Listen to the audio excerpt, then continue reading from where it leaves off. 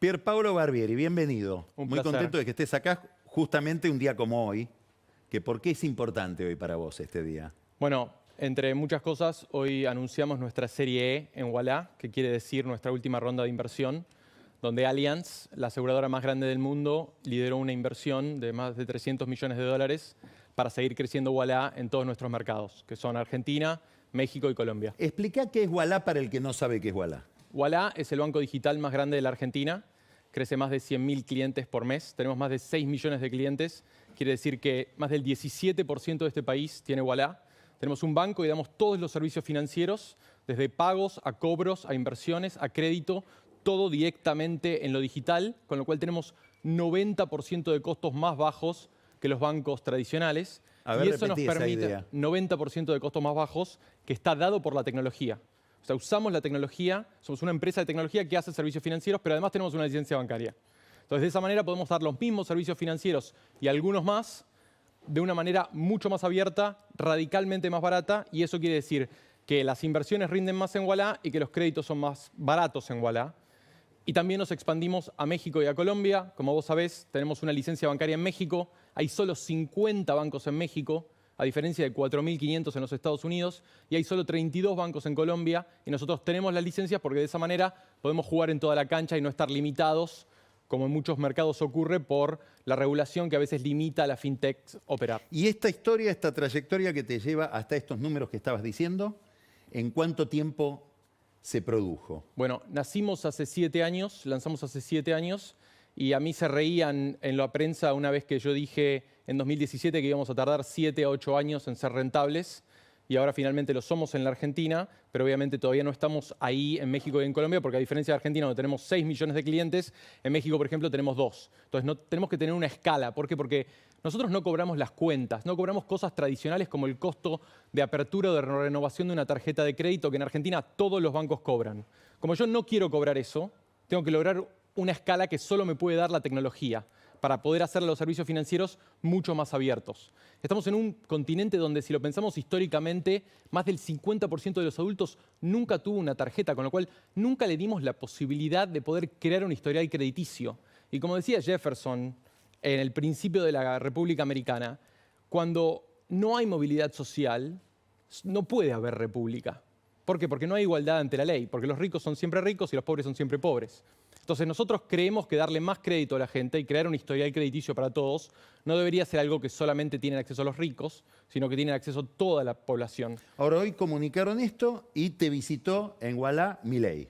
Sí. Contá a ver qué fue esa visita. Bueno, fue un honor recibir al presidente, anunciamos la ronda de inversión. Esta ronda de inversión es la más grande para una empresa argentina desde nuestra última ronda de inversión en tecnología y es la más grande en América Latina en más de 3 años. ¿Por qué? Porque hay un contexto que vos bien explicás en los monólogos de las semanas sucesivas. Hay tasas de interés altas en el mundo. ¿Por qué? Porque la Reserva Federal y el Banco Central Europeo, entre otros, tienen tasas altas. Entonces, en ese contexto, ha habido muy poco financiamiento para proyectos tecnológicos en América Latina. Esto fue el anuncio de hoy. El presidente lo escuchó mediante su equipo, especialmente Damien Reidel, que es alguien que yo conozco hace mucho tiempo, desde una vida académica. Nos propuso una visita y para mí fue, por supuesto, un honor recibirlo a él. Y también vino Karina Milei, secretaria general de la Presidencia, y Guillermo Francos, ministro del Interior. Y Jefe de gabinete. Perdón, jefe de gabinete y Ex Damien ministro Reidel. del Interior. Perdón. Ya que decís esto, me gustaría aprovechar que estás acá para que nos expliques lo siguiente. ¿Por qué fascina tanto, y ya que lo nombrás a Damien Reidel, etcétera, que es el eslabón entre Milei y esto que vamos a hablar, este mundo del que vamos a hablar, ¿por qué fascina tanto Milei en el mundo del empresariado tecnológico? ¿Qué es lo que ven en él? Me parece una excelente pregunta. Yo creo que en el empresariado internacional, entre los debates que llevan a la elección americana y también varias elecciones europeas, creo que hay una fascinación con la idea de que se pueden hacer las cosas radicalmente distintas a cómo se venían haciendo. Y creo que hay un debate en el mundo sobre qué viene después del neoliberalismo, que fue tan hegemónico cuando Fukuyama declaró el fin de la historia. Entonces, después de ese contexto es qué viene después. Y yo creo que la fascinación de Milei es la idea de ser contrarios a cómo va el mundo. La mayoría de los mercados desarrollados desde 2009 tiene grandes déficits fiscales. Y algo que históricamente, antes de la Great Financial Crisis, de la crisis del 2008, tenían los mercados emergentes, que eran problemas de deuda, lo han tenido países desarrollados como Grecia, como España, como Italia, y en algún momento se habló de hasta Estados Unidos.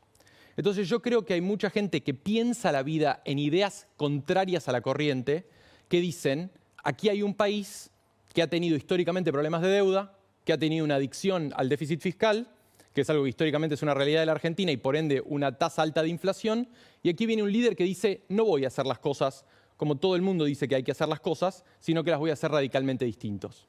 Y ahí creo que se va a la vieja idea de cuándo se iba a saldar el déficit fiscal en Argentina después de 9 defaults en el último siglo, que todo el mundo decía, bueno, vamos a tomar todo un periodo presidencial para que no haya déficit fiscal, cuando todos sabíamos que había que bajar el déficit fiscal. Y creo que la fascinación está dada por esta idea de, no, el primer mes vamos a déficit fiscal cero y que no se acabó el mundo. Obviamente hay muchos problemas y hay una crisis macroeconómica de la que vos bien hablaste, pero no se acabó el mundo. Entonces, en el mundo empresarial internacional están acostumbrados a hacer apuestas difíciles. ¿Por qué? Porque cuando vos apostás por una empresa de tecnología, vos apostás en 10 pensando que a una le va a ir bien y con esa vas a pagar todo el fondo. Entonces, creo que la idea de ser contrarios y ver qué viene después de este neoliberalismo los lleva a una fascinación por una perspectiva y un programa de gobierno distinto a lo que venía antes. Que parece que, si ves a los mercados financieros, el dólar o el riesgo país, viene funcionando bien. Ahora, enfoquemos esto que estás explicando, vamos a achicar todavía más el foco. ¿Qué significa simbólicamente? No como inversor, ni lo otro más o menos sabemos. Elon Musk, en el discurso de Trump y en el discurso de Milei. Bueno, Elon Musk ¿Por hoy... qué ese tipo y no otro? Bueno, hoy Elon Musk en Estados Unidos, en el discurso de Estados Unidos y en la dialéctica de Estados Unidos es el gran innovador, es el gran disruptor. Es la persona que no venía del mundo de los autos, invierte en Tesla, después se hace cargo de Tesla y la lleva a ganar en un mercado donde históricamente la dominaban las grandes automotrices de Michigan, como General Motors o Ford. Y hay una entrevista muy famosa donde le preguntan, ¿pero por qué vas a ganar vos en este mercado si vos no sabés nada de autos eléctricos? Y él dice, ¿y dónde está el proyecto eléctrico de General Motors? No está. Solo alguien, solo el outsider, solo el que viene de afuera, completamente con una nueva perspectiva, puede rehacer este mercado. Y si lo pensás de alguna manera, eso es Trump. Es alguien que viene completamente de afuera del Partido Republicano y dice, yo voy a devolver a este partido, que había sido registrado demócrata, y viene y dice, yo voy a rehacer este partido. Y lo voy a devolver a las raíces de la clase trabajadora americana porque se ha alejado y se ha convertido en el partido de la élite.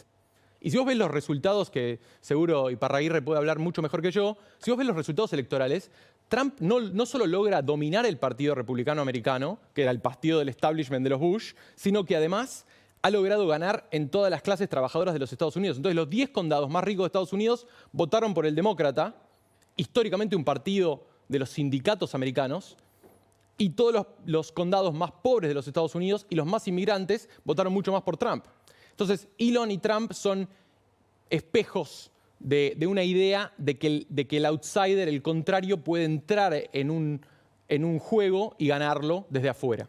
Ahora, ¿se explica la fascinación? O sea, sí. Ahora, cuando lees la biografía de Elon Musk, él le debe mucho al Estado. sí. ¿Qué papel juega el Estado en todo esto? ¿Dejó de jugar un papel o juega algún papel? No, yo creo que es una mala concepción de lo que propone Trump. Trump no odia al Estado. Y recordemos también que Trump, cuando empezó como desarrollador inmobiliario en Nueva York, necesitó de la ayuda estatal y muchos beneficios fiscales para revitalizar Nueva York, cuando todo el mundo pensaba que Nueva York se había acabado como idea en el fin de los 70, principios de los 80, casi la ciudad quiebra. Entonces yo no creo que Trump odie al Estado. Me parece que está mal visto y mal interpretado eso. Lo que ocurre es que Trump, y de alguna manera Elon en esta vuelta, en la revancha de Trump, como decía Ferguson, propone una reingeniería del Estado. Dice que el Estado está construido básicamente para el siglo XX. Y en el siglo XXI, con la tecnología que tenemos que ir a la radical reingenierización del Estado alrededor de la eficiencia. ¿Por qué? Porque gastamos mucho. Básicamente es la idea de que hay demasiados empleados estatales, demasiadas áreas del Estado sin una buena supervisión y sin auditoría específica. Trump, una de las grandes peleas que tiene con el Pentágono, que me lo ha confirmado un amigo mío que trabaja en la Reserva Federal, es que el Pentágono americano nunca ha tenido una auditoría. ¿Por qué? Porque los militares dicen, miren, acá no se meten. Entonces, no hay ni siquiera una manera de ver si los gastos tan grandes en ciertos programas espaciales o programas de la Fuerza Aérea son buenos o no. Entonces, lo que dice Trump... Bueno, y en hay alguna muchos que creen que el balazo vino de ahí, ¿eh? Eso no lo sé. Pero la verdad es que también hace a la idea de la revancha de alguien que había estado dejado por muerto como buena historia de Hollywood y vuelve, no solo gana, sino que gana de una manera mucho más contundente que en 2016. Porque en 2016 podías decir que Trump era una aberración. Pero ahora la realidad es que habiendo ganado una mayoría en el Senado, una mayoría en la Cámara de Representantes que se confirmó hoy, y además la presidencia, y está claro que ganó. Pierpaolo, y cuando vos escuchás o lees las propuestas de Trump a nivel de su política de comercio, con todas las derivaciones que pueden tener, etcétera, ¿hasta dónde le crees? ¿Hasta dónde pensás que eso es discurso de campaña? ¿Qué consecuencias ves en relación? Para mí la gran verdad sobre Trump es que hay que tomarlo en serio, pero no literalmente. Entonces hay que escuchar a Trump y tomarlo siempre muy en serio, pero no hay que tomarlo específicamente literalmente. Y eso fue verdad en su primer mandato y creo que va a ser verdad en su segundo mandato. ¿Por qué? Porque Robert Lighthizer tiene un enemigo claro, que es China. Pero a diferencia Recordá quién es. Lighthizer es el que va a ser responsable del comercio para los Estados Unidos, es un gran defensor de los impuestos aduaneros y tiene una gran lucha histórica con China, que también es un enemigo de Trump. Trump ha sido extremadamente consistente en sus posiciones a través del tiempo. Y un gran columnista del Financial Times, Janan Ganesh, siempre dice que para realmente hacer un punto en la historia y ser recordado hay que ser súper repetitivo en las cosas que se dice. Y Trump básicamente viene diciendo lo mismo de los años 90, que es hay socios comerciales y socios estratégicos que toman ventaja de los Estados Unidos. ¿Quién? La OTAN. ¿Por qué? Porque no pagan lo que dicen que tienen que pagar. ¿Y quién? China, porque ha modificado todas las reglas del comercio internacional para beneficiar a sus industrias y desindustrializar a los Estados Unidos. Entonces Lighthizer lo que dice es, vamos a rehacer ese juego. Y Grenell, el que probablemente sea secretario de Estado, dice, vamos a rehacer el tema de la OTAN. Pero si uno lee el tratado de la OTAN, Trump tiene razón. ¿Por qué? Porque todos los miembros de la OTAN se comprometen a poner 2% del Producto Bruto en la OTAN, pero después no lo hacen. Entonces, cuando los europeos lo critican a Trump, y Jens Stoltenberg el otro día, el ex líder de la OTAN, dijo, la verdad que Trump tiene razón. Porque si vos firmás un tratado que dice que vas a poner el 2% y después no pones el 2%, Trump no es un loco, tiene razón. Entonces, lo que quiere hacer en el comercio Lighthizer es barajar y dar de nuevo. Y creo que ahí la gran lucha es la Segunda Guerra Fría.